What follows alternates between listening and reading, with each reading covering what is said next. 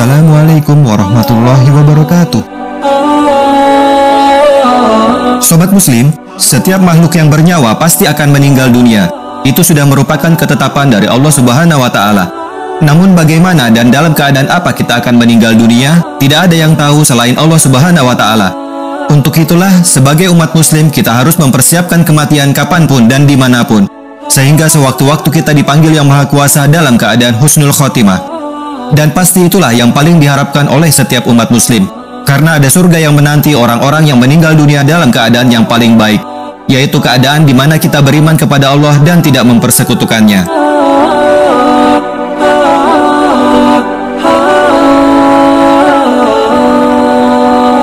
Husnul khotimah atau akhir hidup yang baik adalah suatu kondisi di mana seorang mukmin diberi taufik oleh Allah sebelum datangnya kematian untuk meninggalkan segala perbuatan yang mendatangkan murka Allah Azza wa Jalla, bersemangat melakukan ketaatan dan mengerjakan berbagai kebaikan, kemudian dia menutup usianya dengan kebaikan. Mati dalam keadaan husnul khotimah memiliki tanda-tanda. Di antara tanda-tanda itu ada yang hanya diketahui oleh orang yang akan meninggal, namun ada pula tanda-tanda itu bisa diketahui oleh semua orang.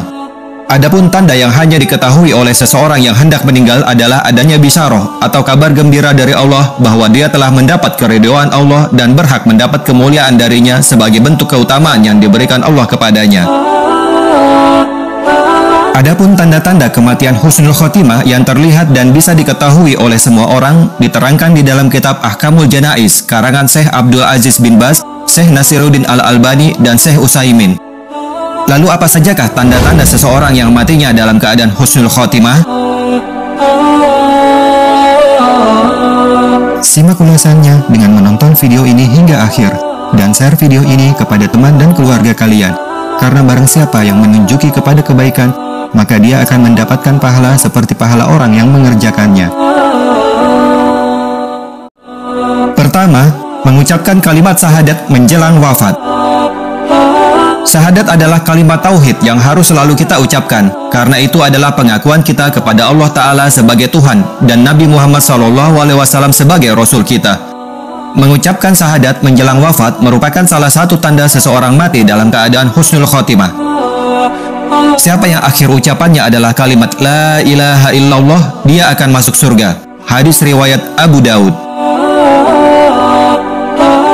Kedua, mengeluarkan keringat di dahi. Tanda berikutnya seseorang meninggal dunia dalam keadaan husnul khotimah adalah adanya keringat sebesar bulir jagung di dahinya. Hal ini sebagaimana diriwayatkan oleh salah seorang sahabat Nabi yang bernama Buraidah bin Hasib radhiyallahu anhu. Suatu ketika beliau datang ke Khorasan menjenguk saudaranya yang sedang sakit. Ternyata saudaranya dalam kondisi sakaratul maut. Ketika wafat ada keringat di dahinya. Buraidah langsung bertakbir, Allahu Akbar. Aku pernah mendengar Rasulullah SAW bersabda, meninggalnya seorang mukmin dengan keringat di dahi. Hadis riwayat Ahmad. Ketiga, meninggal pada malam atau siang hari Jumat. Hari Jumat yang dimulai pada malam hari Kamis menurut kalender Masehi adalah hari yang paling mulia bagi umat Islam, di mana pada hari itu kita diperintahkan untuk sholat berjamaah atau sholat Jumat, dan kita juga diperintahkan untuk memperbanyak zikir dan amal ibadah lainnya. Bahkan ada keistimewaan lain pada hari Jumat, khususnya bagi mereka yang meninggal di hari itu. Tidaklah seorang muslim meninggal dunia di hari Jumat atau pada malam Jumat kecuali Allah akan menjaganya dari fitnah kubur. Hadis riwayat Ahmad dan Tirmizi. Keempat, meninggal karena taun atau penyakit wabah atau sampar.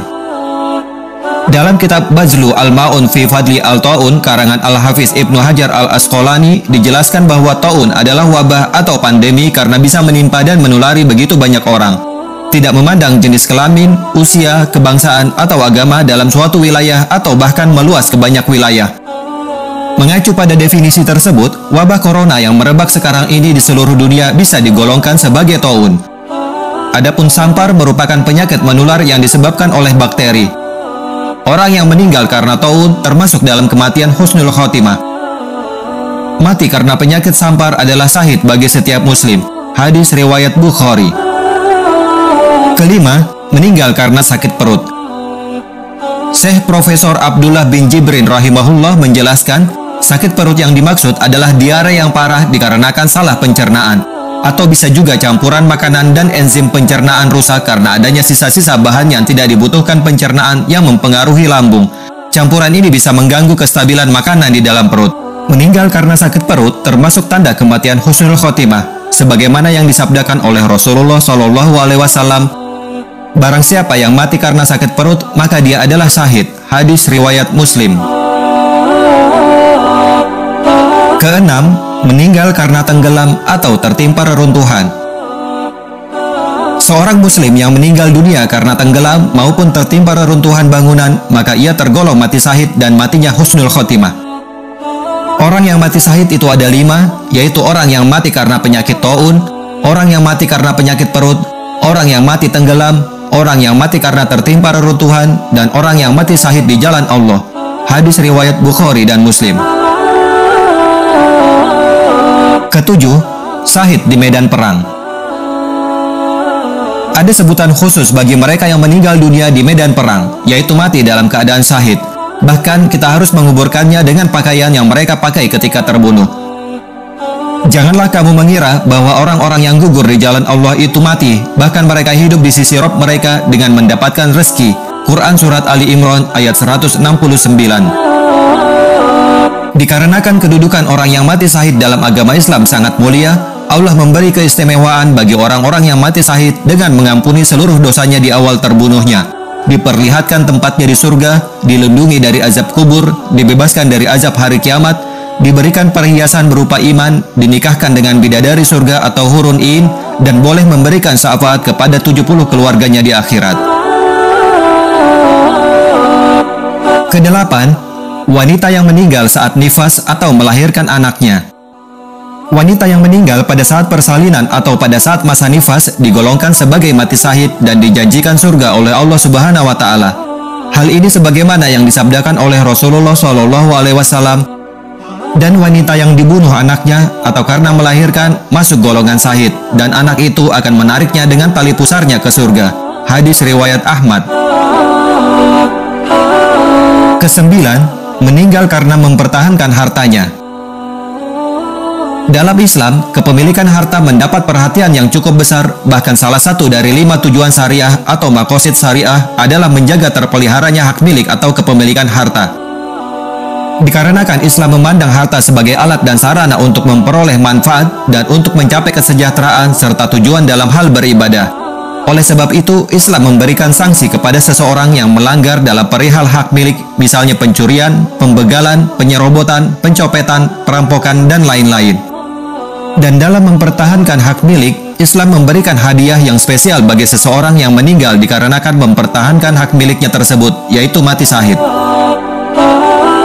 Barang siapa yang terbunuh karena mempertahankan hartanya, maka dia syahid. Barang siapa yang terbunuh karena mempertahankan agamanya, maka dia syahid.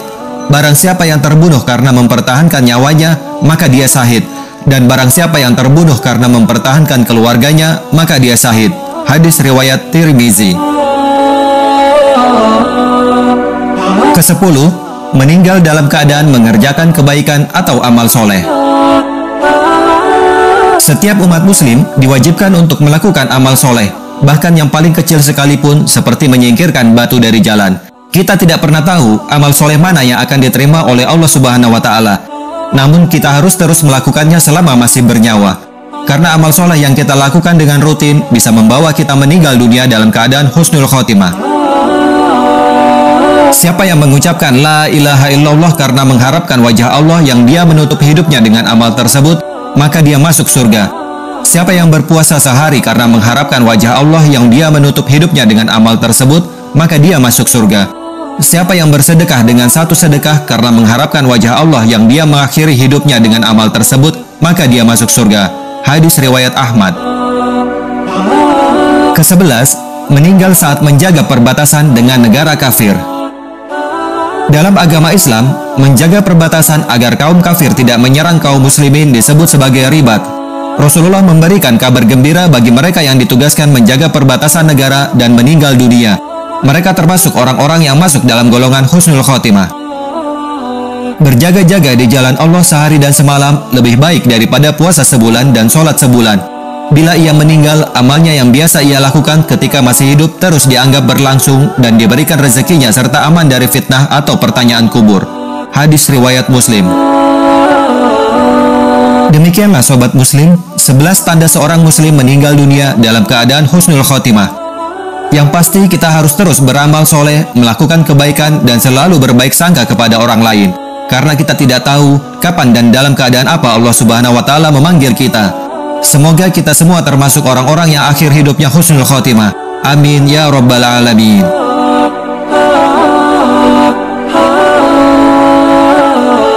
Wallahu a'lam bishawab. Wassalamualaikum warahmatullahi wabarakatuh.